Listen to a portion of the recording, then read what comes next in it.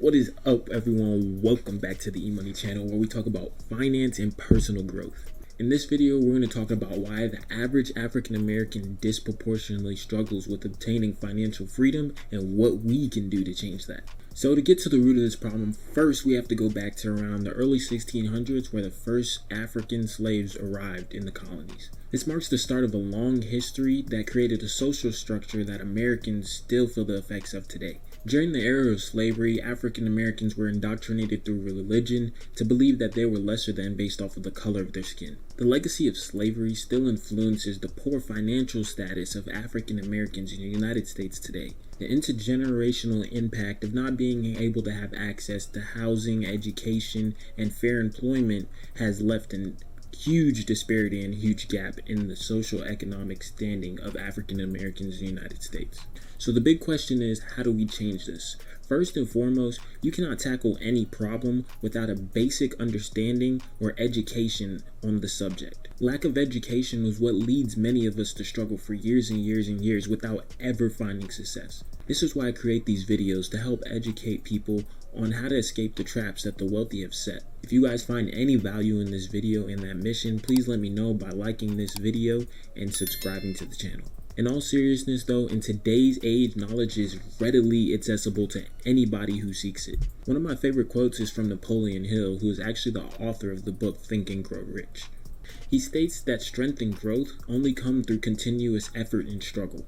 So theoretically, the people who work and struggle the most should be the most successful. In my experience, talking and being around other African Americans, we're quick to withhold information from each other just to get ahead of one another. This behavior in the short term may help an individual, but over the long term, it only holds the whole community back.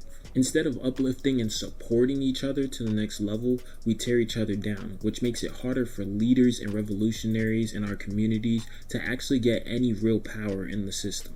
This is exactly the mindset that keeps the wealthy sitting comfortably in their positions of authority. Put simply, first, if we want to change the dynamic of the financial system, we first need to change how people are being educated in our communities and how education goes on in our homes. I was actually having a conversation with my coworker a couple days ago about how the wealthy aren't wealthy because they have access to resources, but because they share information from generation to generation that allows them to secure financial stability. For example, let's take the child of a wealthy parent who wasn't educated and doesn't really have any value for money.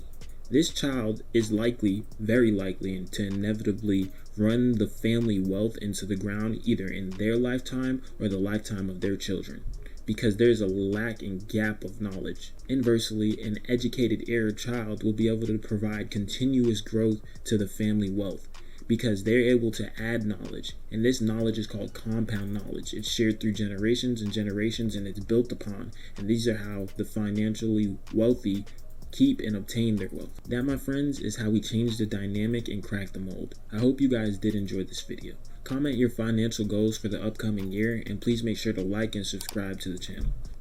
I've also went ahead and selected some more valuable videos for you guys to watch, so feel free to check them out. They pop up over here, and I'll see you guys in the next one. Peace.